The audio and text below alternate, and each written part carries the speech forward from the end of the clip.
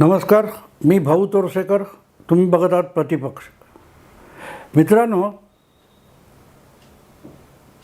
एकूणच 2024च्या लोकसभा निवडणुकीच्या निमित्ताने सगळ्यात जर चिंताक्रांत कोण असतील तर ज्यांचा पराभव होऊ शकतो अशी एक चर्चा आहे ते इंडी अलायन्स म्हणजे भाजपच्या विरोधातल्या पक्षांची जी आघाडी आहे त्यात सहभागी झालेले पक्ष हरतील अशी चर्चा आहे.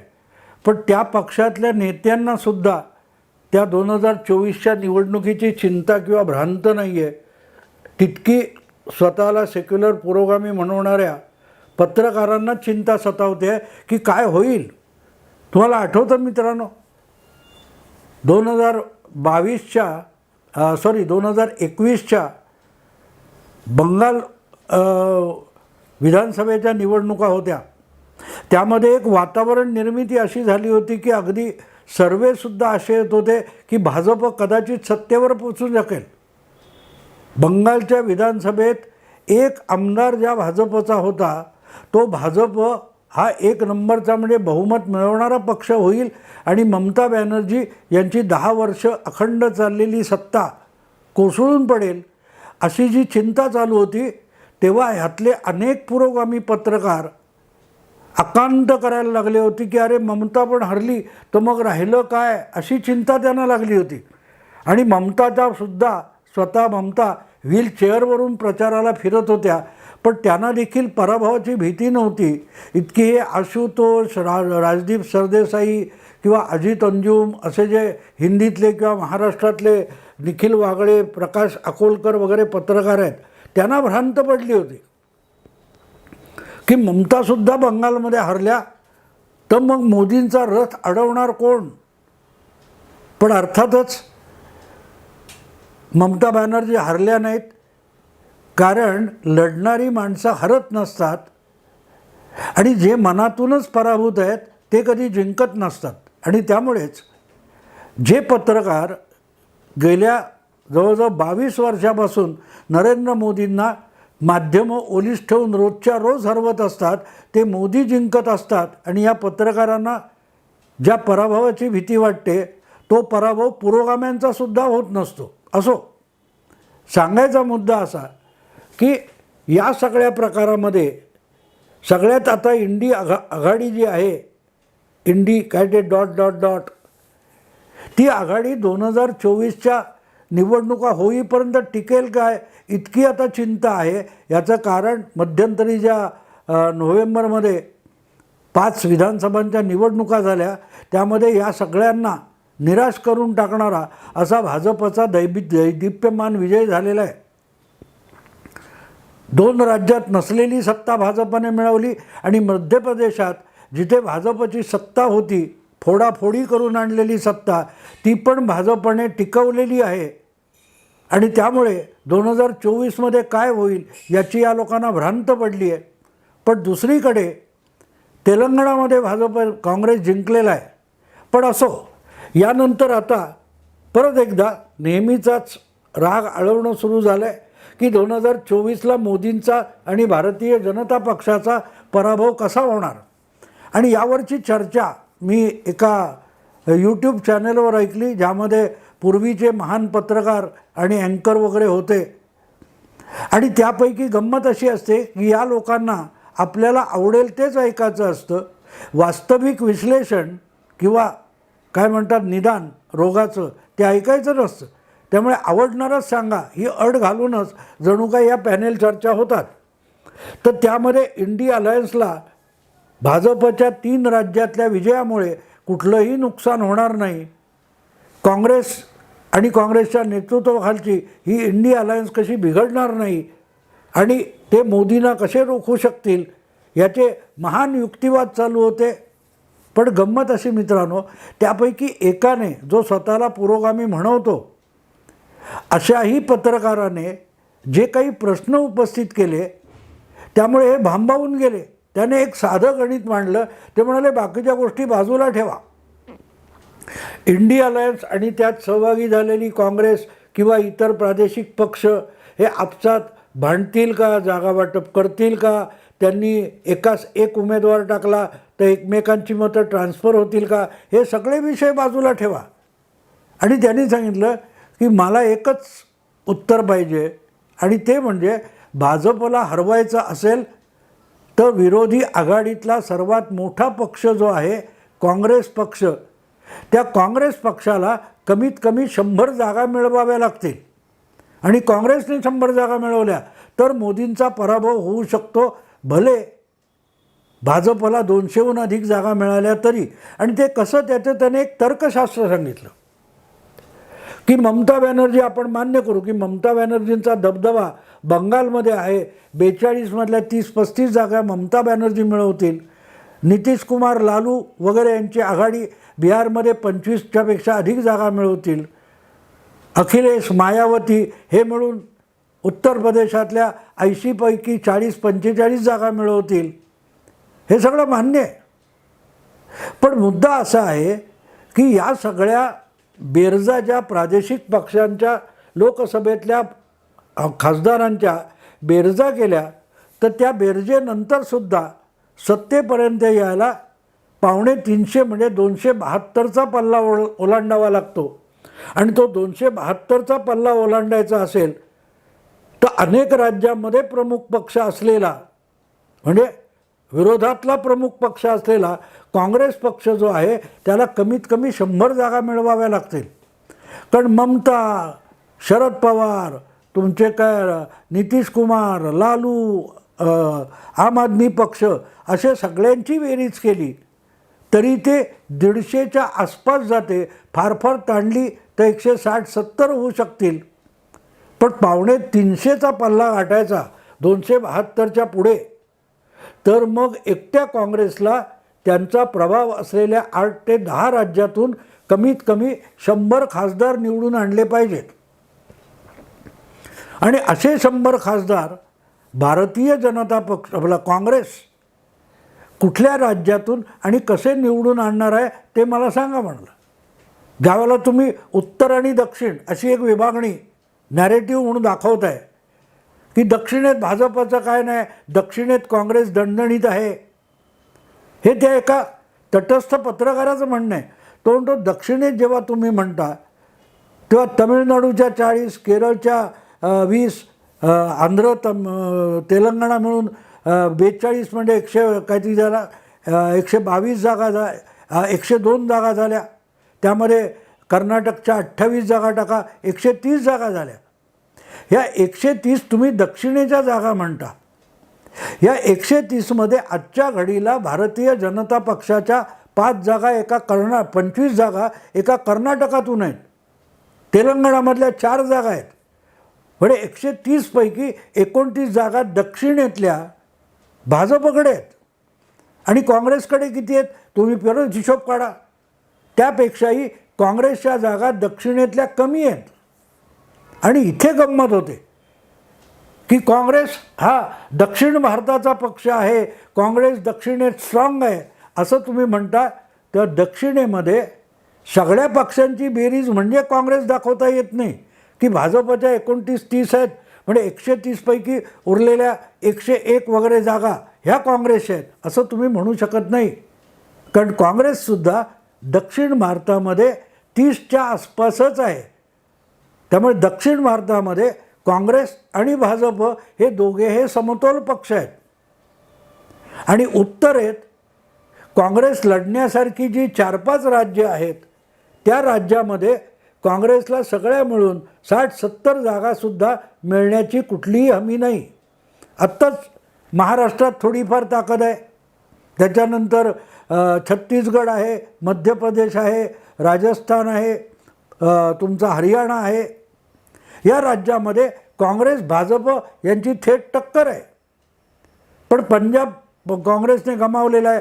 झारखंड आणि बिहारमध्ये लंगडी घोडी म्हणतात तसं इतर पक्षांच्या मागे काँग्रेसला फरफटावं लागतं आहे. बरे उत्तरेतून काँग्रेस 50 जागा पण आणू शकत नाही आणि दक्षिणेतल्या 30 जागा धरल्या तर 70-80च्या पलीकडे काँग्रेसची झेप जात नाही. आणि असा जो प्रमुख पक्ष आहे तो इंडी अलायन्सच्या माध्यमातून भाजपला पराभूत कसं करणार. मी मित्रांनो ऐकत राहिलो. मी पण या निवडणुकांचा आणि त्या आकडेवारीचा वेगवेगळ्या दृष्टिकोनातून विचार करत असतो. पण हा विचार माझ्या डोक्यात आला नाही की काँग्रेसची राहुल गांधींच्या नेतृत्वाखाली जी घसरण झाली आहे ती कधीही भरून न येणारी आहे. कारण राहुल गांधी यांच्या नेतृत्वाखाली 2014मध्ये पहिल्यांदा काँग्रेस ही 44पर्यंत खाली आली. म्हणजे 3 आकडी संख्या नाहीच, पण 50ही पल्ला काँग्रेसला गाठता आला नाही. तो 5 वर्षानंतर 2019मध्ये काँग्रेस 52पर्यंत गेली. म्हणजे प्रत्येक 5 वर्षानंतर 8 किंवा 10 या गतीने वाढायचं असेल तर अजून 4-5 लोकसभा निवडणुका झाल्यानंतर काँग्रेस कदाचित 3 आकडी संख्येपर्यंत म्हणजे 100चा पाला ओलांडू शकेल. आणि म्हणून त्या पत्रकाराने जी भूमिका मांडली ती मला कौतुकास्पद वाटते. तो म्हणतो इंडिया अलायन्सचा विजय किंवा इंडिया अलायन्सचा विजय नाही, पण ॲटलिस्ट मोदी किंवा भाजपला अपशकुन करण्याच्या परिस्थितीत सुद्धा आज इंडिया अलायन्स नाही हा त्याचा दावा आहे आणि तो मला आवडला. अर्थात काँग्रेसचा पराभव म्हणून मला आवडला का नाही मित्रांनो, मी आजपर्यंत या दृष्टीने किंवा या दिशेने या अँगलने मी निवडणुकांच्या आकडेवारीकडे बघितलं नव्हतं. जेव्हा आघाडी तयार होते, तुम्हाला आठवत असेल 1996मध्ये भारतीय जनता पक्ष पहिल्यांदा लोकसभेतला सर्वात मोठा पक्ष झाला, तेव्हा त्याला मला वाटते 162 वगैरे जागा मिळाल्या होत्या आणि काँग्रेस 142पर्यंत पहिल्यांदा खाली घसरली होती. काँग्रेस सर्वात कमी संख्येने त्या काळातल्या कमी संख्येने निवडून आली. राहुल गांधींनी त्यातल्या आणखीन 100 कमी करून दाखवल्या, तो भाग वेगळा. पण तरीही भारतीय जनता पक्षाचा जो सरकार बनवण्याचा दावा होता त्याच्या पाठीशी कुठलाही प्रादेशिक पक्ष उभा राहिला नाही. आणि म्हणून भले वाजपेयी पहिल्यांदा 1996मध्ये पंतप्रधान झाले तरी अवघ्या 13 दिवसात त्यांना आपल्या पंतप्रधान पदाचा आणि सरकारचा राजीनामा द्यावा लागला होता. 98 साली परत एकदा भारतीय जनता पक्ष पुढे सरकला आणि त्याला 186 जागा मिळाल्या. तरी त्याच्या मागे बाचकत इतर पक्ष येत गेले. आधीच्या 2 वर्षात काँग्रेसच्या बरोबर फरफटलेला किंवा जनता दल वगैरे बरोबर फरफटलेला तेलुगू देसमसारखा पक्ष, जॉर्ज फर्नांडिस यांचा समता पक्ष, अकाली दल आणि शिवसेना आधीपासून होते. पण मग अण्णा DMK किंवा DMK असे पक्ष भाजपला पावणे 200चा पल्ला गाठल्यानंतर जवळ येत गेले. नंतर तर पासवान आले, तुमच्या शरद यादव आले, असे अनेक पक्ष भाजपकडे येत गेले आणि NDA नावाची आघाडी भरभक्कमपणे जवळजवळ 5 ते 6 वर्ष केंद्रात सत्तेवर राहिली. पण ते सत्तेवर राहण्याचं सगळ्यात मोठं कारण काय असेल तर त्यातला सर्वात मोठा पक्ष जो होता त्याच्या स्वतःच्या जवळजवळ पावणे 200पेक्षा अधिक जागा होत्या. आज इंडिया अलायन्समध्ये सगळ्यात मोठा पक्ष कोण आहे तर तो काँग्रेस पक्ष आहे. पण त्या काँग्रेस पक्षाला संसदेच्या नियमावलीनुसार अधिकृत विरोधी पक्ष अशी मान्यतासुद्धा नाही. कारण त्यासाठी कमीत कमी 55 खासदार लागतात आणि 2014 आणि 2019 अशा लोकसभेच्या 2 निवडणुकांमध्ये काँग्रेसला तेवढाही पल्ला पार करता आलेला नाही. आणि सरकारपर्यंत मजल मारायची असेल, हे सगळे जे काय भाजपच्या विरोधात आहेत, स्वतःला सेक्युलर पुरोगामी म्हणवणारे पक्ष आहेत, हे सुद्धा काँग्रेसबरोबर जातील आपण गृहीत धरू. जर इंडिया अलायन्समध्ये आलेत तर ते सरकार बनवायची वेळ आली तर काँग्रेसबरोबर जातील हे आपण मान्य करू. पण त्यासाठी बहुमताचा पल्ला इतरांच्या मदतीने गाठायचा तर काँग्रेसच्या खासदारांची संख्या लोकसभेतल्या ही निदान इतर सगळ्या प्रादेशिक आणि छोट्या पक्षांच्या बेरजे एवढी तरी असली पाहिजे. 272 याचा अर्थ असा होतो मित्रांनो की किमान 140 जागा तरी काँग्रेसला मिळवता आल्या पाहिजेत. उरलेल्या 140 जागा ह्या सगळ्या काय DMK, डावी आघाडी, लालू, अखिलेश, मायावती ह्या सगळ्यांच्या बेरजेने 140-150 जागा होतील. पण 130-140 जागा तरी काँग्रेसला निवडून आणता आल्या पाहिजेत. तर मग तो आकडा 170, 270-280 पर्यंत जातो. अगदी भाजपला सगळ्या पक्षांनी नकार दिला तरीही तिथपर्यंत जाणं अवघड आहे. आणि म्हणून मला त्या तटस्थ पत्रकार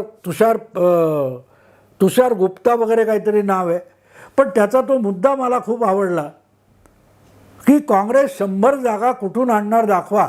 आणि मी जे आकडेवारी सांगतोय 130 किंवा 140 तरी कमीत कमी पाहिजेत, जितक्या जागा सत्ता गमावताना नरसिंह राव यांनी मिळवलेल्या होत्या, जितक्या जागा नरसिंह रावांनंतर काँग्रेस अध्यक्ष झालेले सीताराम केसरी यांनी सुद्धा मिळवलेल्या होत्या.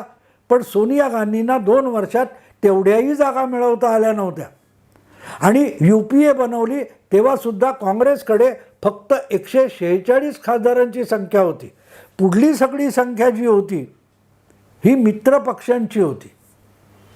UPA बनवली तेव्हा काँग्रेसला फक्त 146 खासदार होते. पण डाव्या आघाडीचे काही 45-50 शरद पवार, ममता बॅनर्जी किंवा इतर लहान मोठे DMK वगैरे असे जे पक्ष होते, या सगळ्यांची बेरीज केल्यानंतर तो आकडा 300 पर्यंत गेलेला होता. आणि म्हणून ही या पत्रकाराची जी अपेक्षा आहे तो कमीत कमी सांगतोय, असं म्हणत नाही की निदान बहुमताच्या आकड्याच्या निम्मे म्हणजे 25% तरी जागा काँग्रेसकडे असल्या पाहिजेत असाही त्याचा दावा नाही. तो म्हणतो फक्त 100%, आपला फक्त 100 जागा. किती सोपं टार्गेट आहे बघा मित्रांनो, किती सोपं टार्गेट आहे. पण एवढ्या जागा लढवायच्या, एवढ्या जागा जिंकायच्या तर काँग्रेसला कमीत कमी ताकदीने 250 ते 300 जागा लढवाव्या लागतील. जिथे जिथे काँग्रेस आणि भाजप यांची थेट लढत आहे, म्हणजे तुम्ही आत्ता आपण बघितलं त्यात छत्तीसगड, मध्य प्रदेश, राजस्थान, तुमचा ह्या 65 जागा अधिक 10 जागा हरियाणाच्या, त्याच्यानंतर महाराष्ट्रातल्या आपण असं समजू की काँग्रेस भाजपच्या टक्कर होईल अशा 20 जागा आहेत. तर त्याच्यात टाकल्या तरी 95 होतात. राहिल्या कुठे जागा मित्रांनो, राहिल्या कुठे? म्हणजे काँग्रेस भाजपशी थेट लढू शकेल, इतर मित्रांच्या मदतीशिवाय लढू शकेल अशा जागा जर 125 आणि 150 नसतील तर त्यातून 100 जागा काँग्रेस मिळवणार कशी, हा यक्ष प्रश्न आहे. तो बोलायला इंडिया अलायन्स वगैरे आकडे, पक्षांची संख्या, त्या 26 पक्षामध्ये जवळजवळ 14 पक्षांचा आजच्या घडीला लोकसभेमध्ये एक सुद्धा खासदार नाही, अशा 26 आणि 56 पक्षांची आघाडी केली. म्हणून मोदींना किंवा भाजपला सत्तेवरून हुसकावून लावता येणार नाही. आणि म्हणून एक वेगळा दृष्टिकोन त्या मित्राने दिला, पत्रकाराने, त्याचं मला कौतुक वाटलं. ही काँग्रेससमोरची समस्या लक्षात घ्या. काँग्रेसला भाजप किंवा मोदींसारखं स्वबळावर स्वपक्षीय बहुमत मिळवायचं नाही आहे. मोदींना आणि भाजपला हरवण्यासाठी आणि सत्तेपासून बाजूला करण्यासाठी काँग्रेससाठी अतिशय छोटं टार्गेट आहे आणि ते टार्गेट 100 ते 110 जागांचं आहे. पण ज्या पद्धतीनं राहुल गांधी चाललेत, ज्या पद्धतीने प्रियंका वाड्रा त्यांच्या मदतीला उभ्या राहिल्यात, त्याचा बारकाईने अभ्यास केला तर 52 पासून 62 पर्यंत तरी काँग्रेस जाईल का? आणि आघाडी यशस्वी झाली तरीही काँग्रेस 72चा पल्ला गाठेल का? यासमोरसुद्धा एक भलं थोरलं प्रश्नचिन्ह लागलेलं आहे. आणि त्यामुळे लोकसभेची निवडणूक कुठच्या दिशेने चालली आहे आणि त्यातले आकडे किती घातक आहेत, किती समस्याप्रधान आहेत, त्याचा अंदाज तुम्हाला यावा म्हणून हा विषय मांडला. आवडलं लाईक करा, शेअर करा, सबस्क्राईब करा. नमस्कार.